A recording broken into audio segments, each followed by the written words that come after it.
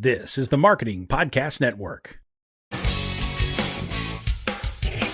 Stories influence, teach, and inspire us. But what about the storytellers who create them? Uncorking a Story profiles storytellers to uncover how their background and life experiences influence the stories they create. We learn what motivates them, their path to success, and what fuels them to keep creating. It all starts by asking one simple question: where does your story begin? Welcome to Uncorking a Story. Now here's your host, Mike Carlin. Hello and welcome to Uncorking a Story. I'm your host, Mike Carlin, and today I'm excited to introduce you to Kimberly Behre Kenna. Kimberly has worn many hats in her professional life, including detective's assistant, breakfast cook, tae-kwon-do instructor, adolescent and family counselor, and fifth grade teacher, which she says is her favorite job ever.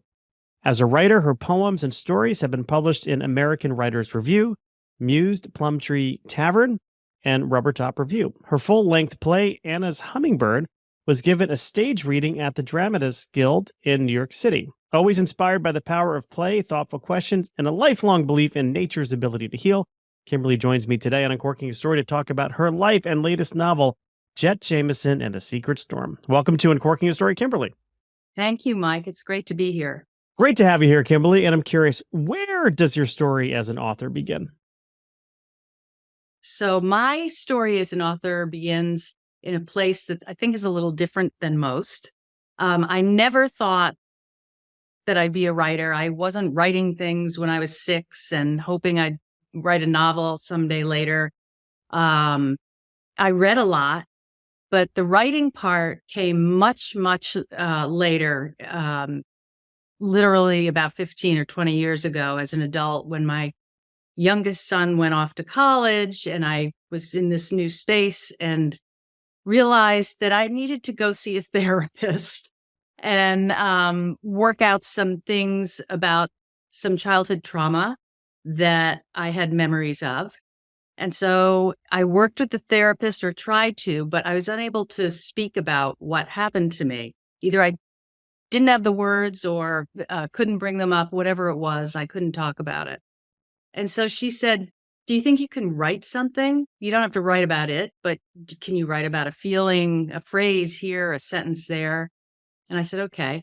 And I started writing, and I haven't stopped since then. So it's all thanks to a therapist named Judith, who is the reason I'm an author today. I mean, I started out writing what you might expect: raw, cathartic poetry and narratives, and then morphed into, hey, I kind of like this. So I went back to school for creative writing and actually focused on playwriting, but I channeled over into middle grade fiction.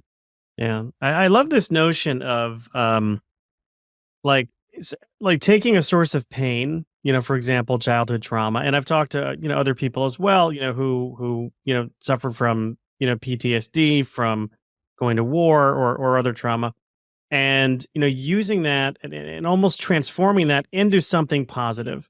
So taking like this very negative experience, but then this thing of beauty, this creation comes into the world. And of course, those are your plays and your books and things like that. I just love how writing has the ability to maybe healing isn't the right word, but certainly help process grief. Would you agree with that, or? Both. I think it helps process it, and, well, for me anyway, and helps heal. For me, but as a child and an adult who wasn't full of speaking words, I think that was my way of getting everything out, and getting everything out and facing up to things was how I healed. Yeah. Or am healing. Yeah, well, one thing I'm curious about, and feel free to say pass, as if we were playing a game show here. Okay. You mentioned it was when your son went off to college that you started to kind of work with this therapist. If I have that timeline correct, what was it about his leaving that prompted you to seek therapy? It's interesting to me too. It was like, I have 2 boys, and finally he was gone, and my husband and I had a different life together then, and things were quieter. I don't know. I think back and I wonder, it was a tumultuous time for me. So I think that maybe subconsciously I was just, keeping everything low and level until I got to this point where I was feeling a little more free to actually pursue these little bits of memories that were, surrounding my mind. Yeah. Now, remind me, this was your youngest who went off? Yes. Okay, so here I have something to share here. We have triplets, and they're now 21, but they all left at the same time. And I noticed, like, when we went from, like, a house of 5 to a house of 2, it is quiet, where you do have more time. I found, I was always the person kind of running to all the different sporting events and, dad taxi and all that. And when that stops, I started to question, like, my identity. It's like my identity was so wrapped up for 18 plus years in this role of dad. Now it's changed. I'm still a dad, but it's like the role changed when they were all gone. And I found myself going through a period of a lot of self-reflection and doing a lot of self-work during that time. I think maybe it's just like when they leave the nest and it's quiet, it's like, okay, now it's time to kind of reorient ourselves as to, like, who we are, and almost like rethink, because we're so stuck in that role of parent for so long. And then all of a sudden it's like that's challenged. And now it's like, oh, I got to figure out, like, what my purpose is again. Right. I totally agree with that. Things get quiet, and you're reassessing everything. So yeah. I hear you on that. Before we talk about the book, I just have to ask, because when I was reading the introduction, I'm reading things like detective's assistant, breakfast cook, tae-kwon-do instructor. Tell me about all of these hats you've worn in your life, and sort of that part of your professional journey. I'm curious about it. Well, let's see. The breakfast cook part was younger, much younger, like college years. But I loved it. I actually applied for a waitress job at this pizza place that happened to serve breakfast. And they put me in the cook position. For what reason? I have no idea. I do love to cook now, but it was really fun. It ended up being really fun. And then the detective's assistant, it was before I had kids. And I have there was just a local detective looking for help. And I had a degree in psychology, and we got, I interviewed with him and we hit it off. And basically, I had to drive around to people's houses or places of work and watch to see if so-and-so left her house and really looked like she had an injury that was keeping her home from work. Or there's one guy I had to follow into a bar, and and sometimes I had to follow in my car, and sometimes I had to just sit on the side of the street and wait for somebody to emerge. So I don't know. It was okay, but at one point I wanted to be in the FBI too. So it sort of goes along those lines. And that was that. And then what else? Oh, I was a nursery school teacher. Yeah, I've got all kinds of, and fifth grade, of course, my favorite. I remember seeing and reading The Silence of the Lambs and making a life decision on that. I'm like, okay, I'm going to major in psychology, which I did. And then I'm going to join the behavioral analysis unit of the FBI, which I did not do. But that was my plan. That was the original plan.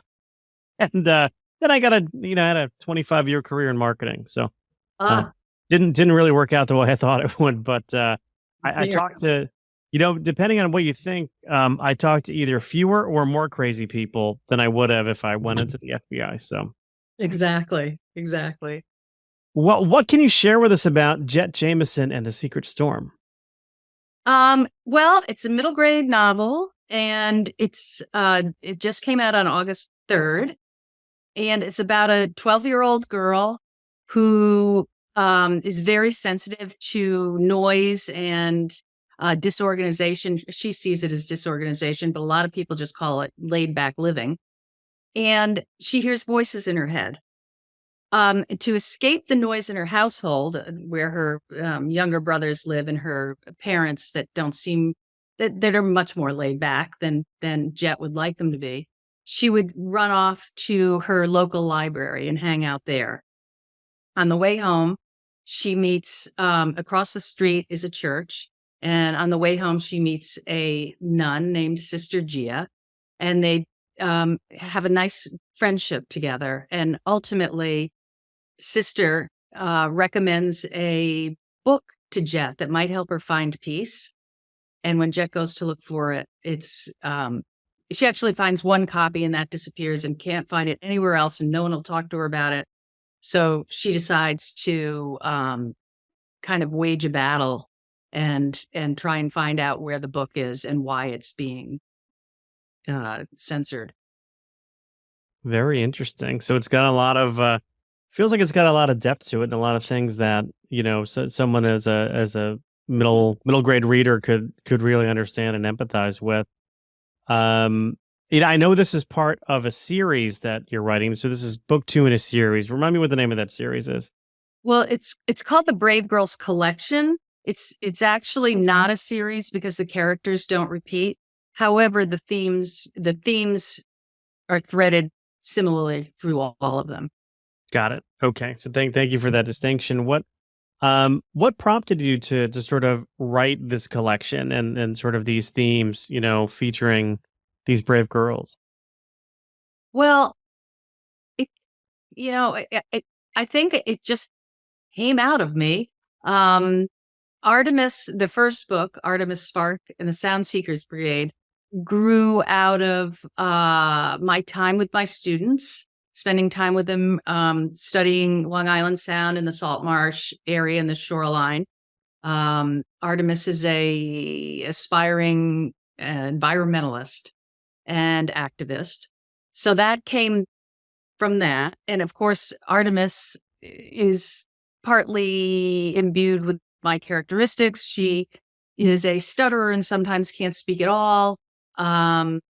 Representative of my inability at times to be articulate as a child. And so that was that book. And then Jett actually came from a story my mom told me about herself. And that story is, my mother is, don't tell her I told you this, but turning 91 next week. She grew up in this very town, Branford, and would escape to the Branford Library because her house was too noisy. And at that time, there was a convent across the street as well as a church. And when she walked home, she would always talk with the nuns. And it was this sort of, it was sanctuary and a connection that really meant a lot to her. And I love that whole idea. And I also love the fact that I happened to move to Branford and I spent an awful lot of time in that library as well. So it's, these generations of family members, my kids, my grandkids, everybody has gone to that library. I think it just grew from that. And the library has become a sanctuary for me. And so the protagonists in my books, though, are brave girls. And they just evolved that way because they had their challenges of most of them have trouble finding their voice and ultimately work it out and overcome a lot of the challenges. Are the nuns still around? Well, I found out that I don't think so. No, I don't think the church is still there. But the nun that there's also another inspiration of a nun is that I went to a Catholic school. And in 7th or 8th grade, 7th and 8th grade, actually, the nun who was my teacher was just very special to me. And I just felt seen and heard, very, very strongly for one of the first times in my life, especially in school. So unfortunately, I learned that she passed away about a year and a half ago. But anyway, the book honors not only libraries and librarians, it honors these nuns that have helped mom and me, through the years and so on. So I have to admit, my mother is 90. She just turned 90 a few weeks ago. And growing up, she went to a boarding school on Staten Island called Notre Dame Academy. And it was there she had a very close relationship. Her nuns were from, and I know this like the back of my hand, the Congregation of Notre Dame. And they were these French Canadian nuns whose mission in life, I mean, they're what do you call it? I guess mission's not the right word, and I'm failing to find the right word right now. But their calling really was to be educators. Mm. And she maintained a very close relationship with the nuns, and some of her classmates that she went to that school with wound up becoming nuns. So we had nuns coming over to our house like all the time for dinner. And it was strange in one way because who has nuns coming over their house for dinner all the time? But I saw this side of these women who were not your stereotypical, take the ruler and put it over your knuckle nuns, which I was used to in the first school I ever went to down in South Florida. I was scared to death of these people. And then I'd come to Connecticut, and I go to a school where these nuns that taught my mom were teaching us, and they were like real human beings. And one of them, I'll never forget, my fourth grade teacher, Sister Dorothy. She was like marching in like no nukes marches. Like she was like this radical nun. And it was like, man, I didn't know this like till I tracked her down a couple years ago because I wanted to thank her for all of the positive impact she had on my life. So I wound up interviewing her. And she told me like in the 60s and 70s, like she was like being threatened by her like mother superior because she was like protesting like the war and like nuclear stuff. And I mean, it was just really, really fascinating to me. Same way this nun, Sister Mary Lou was her name. And she was the same way. She was always going up against the principal, about certain things that she thought the kids should be doing and allowed to do. And, now that you're mentioning your story, and it's so comparable to mine, I'm realizing that Sister Mary Lou sort of mentored, or what's the word, showed me what using your voice is all about. She wasn't a meek and mild nun that you would stereotypically think of at all. Much more like your sister Ruth, was it? Dorothy, yeah, Sister Dorothy. Yeah, very similar to that. Yeah. So that's fun. Yeah, another thing I just want to reflect on, or ask you to reflect on, is this notion of taking a story from your mother's past and kind of weaving it in to something you're writing. And just like, to me, it's like, as authors, I think one of our superpowers is our memory, and then in our curiosity, and letting our curiosity go to places where I think most ordinary people don't really go.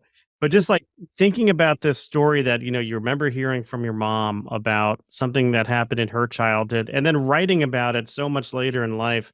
To me, I just think that's kind of really cool, and shows that inspiration, it really can come from anywhere, but so often it comes from like these stories that we were told when we were younger. Like little seeds were planted knowingly or unknowingly, and then they sprout when you least expect it, Yeah, absolutely. Absolutely. But I guess the important thing is that they do sprout, and they do, and they bear fruit, I should say. Yeah. And I also have to say that whereas both of my published books have bits of truth in them, or seeds of my life in them, they're in no way, the protagonist of Jett Jamison is not my mother. The circumstance with the library and the nuns, yeah, that, but not anything else. So I think what happens is I've taken my truths and my familial stories, and let my imagination run with them. Yeah. Now, I assume your mother, you mentioned she's 91. She's still with you. Yeah. Has she read the book yet? I think it's there in that house, and I'm not sure if she's finished it yet. She knows that there's a lot of her influence in there, though. So, yeah, very cool. Well, I am curious. One of the ways I like to get to know my authors and my guests a little bit more is through asking questions about their childhood and pop culture as it pertains to their child. So I am curious, Kimberly, when you were growing up, what were some of your favorite things to watch on TV? Did you have a favorite show back in the day? I liked when I was really young, I did like the Waltons. I love all those nice family shows that were sort of comforting to me, I think. And, at the end, good night, John Boy, good night, all that stuff.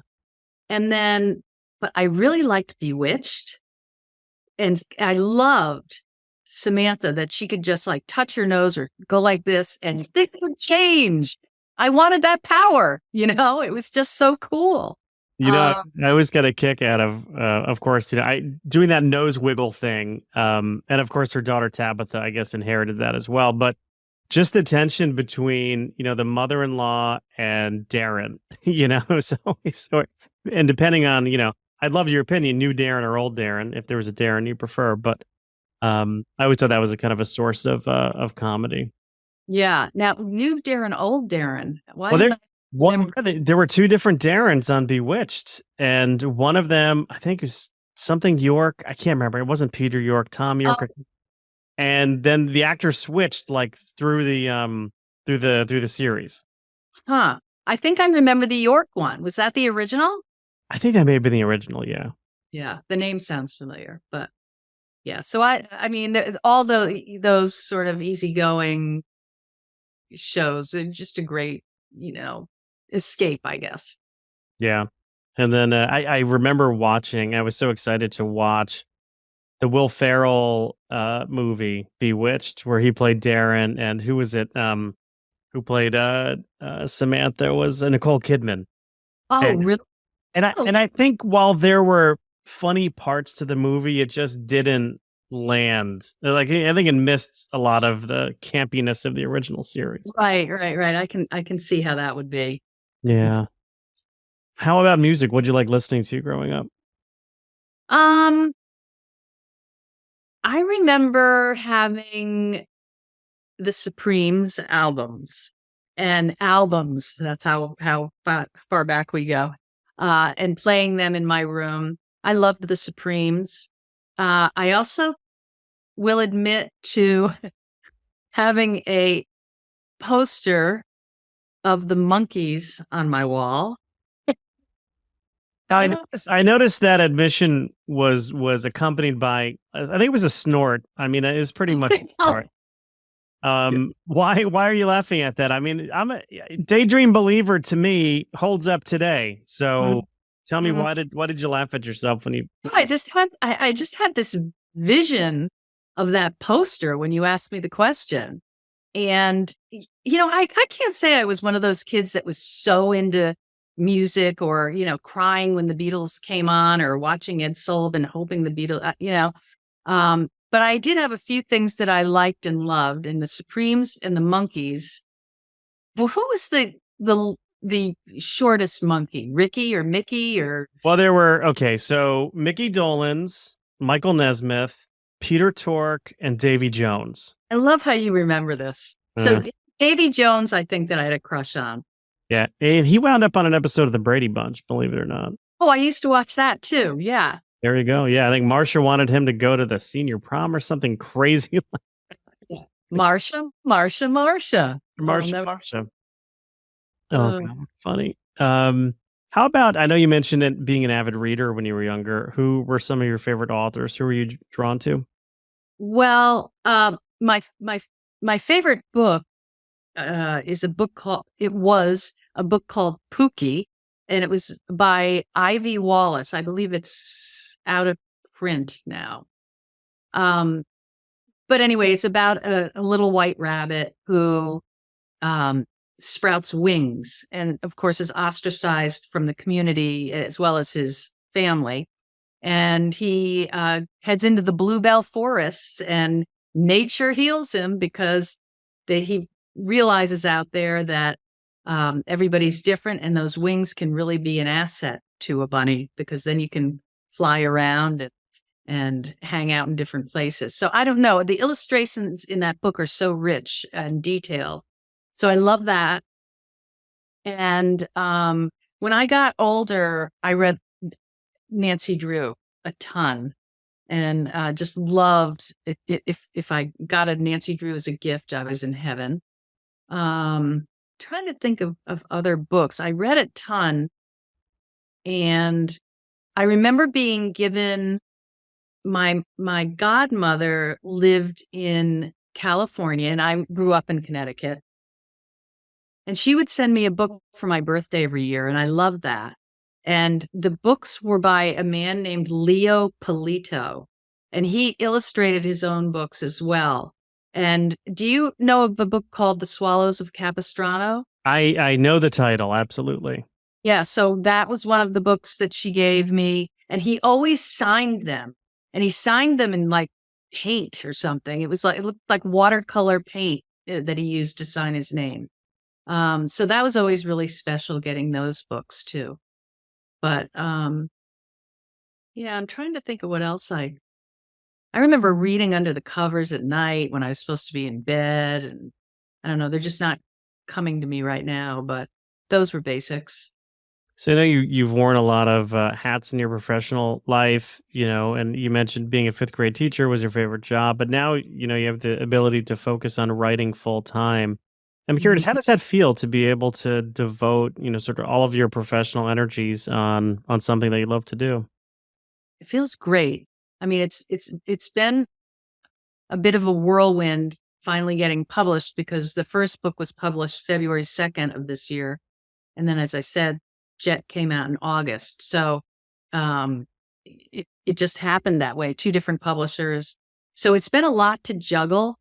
And I don't think that I was aware of the amount of time and energy an author has to put into marketing and publicizing their book, especially if you're with small publishers like I am.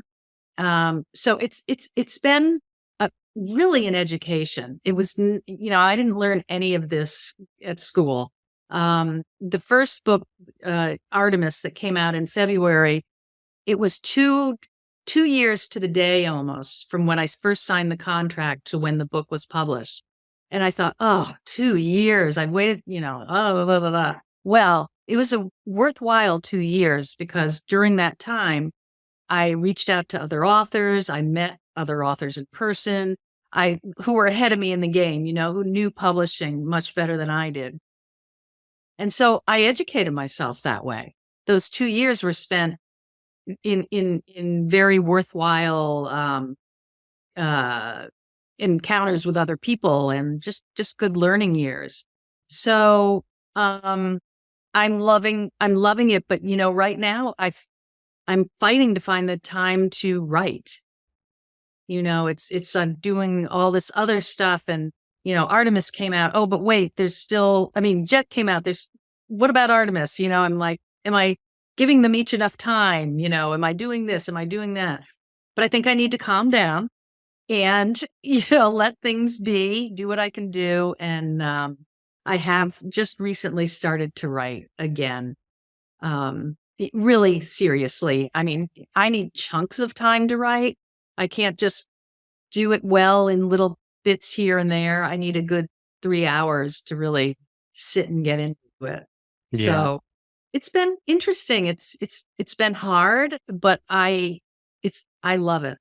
I just love it. And the thing I really love are the events I do where I get to be with the kids. I get to talk about reading and writing with kids, or, doing interactive activities that have to do with my books. I miss teaching in that way, although I would never want to go back to an over full-time job, which teaching really is, for many teachers. So yeah, I'm thankful for where I'm at right now.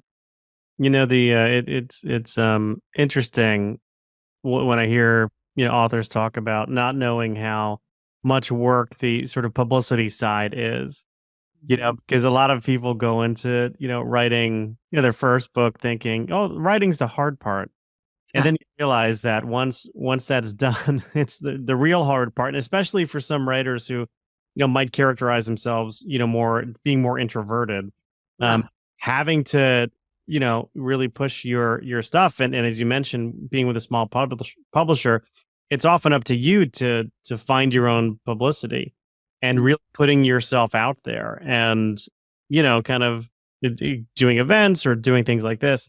But, over time, you'll get into the right pace, and, it won't be every year where you'll have 2 books out in 8 months of each other. So it's, That's right. That's right. Yeah. But that's it's so cool, and it's such a blessing that you're able to kind of do that. And so I think that's fantastic.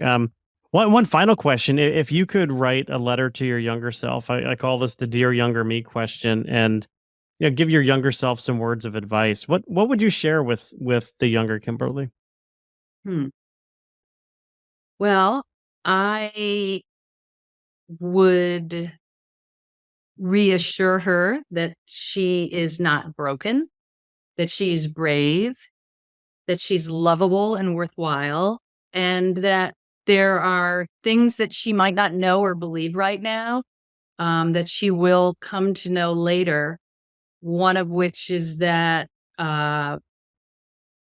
she can tap into a power that is there that will never leave her, which is her voice, and that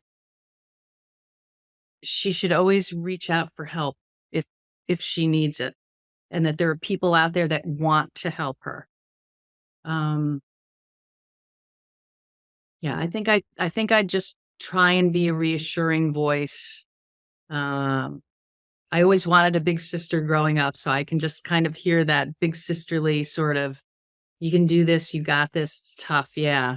But coming out on the other end it feels pretty good. That's great. Thank you for sharing those with me and the audience. Kimberly, where can people pick up Jett Jamison at the Secret Storm? Anywhere, really. Online, in bookstores, or you can order them from your independent bookstore. Any of that. All right. And if people want to connect with you, do you have a website and social media handles you want to share with everybody? Yes. My website is my name, KimberlyBehreKenna.com. And then my social media handles, I'm on Twitter, Facebook, and Instagram. But I think if you just type my name in, it should come up. Mine is not a common name.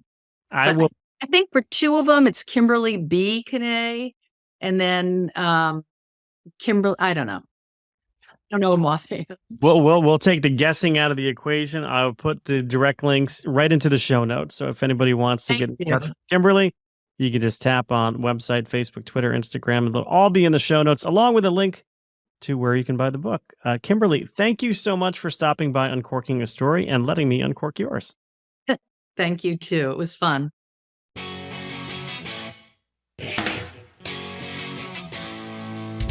Thanks for listening to Uncorking a Story. If you'd like more information about today's guest or to find out more about Mike, go to uncorkingastory.com. If you enjoyed the show, please subscribe, rate, and review us at Apple Podcasts, Spotify, or wherever you get your podcasts. Tune in every week to hear Mike Carlin uncork a new story.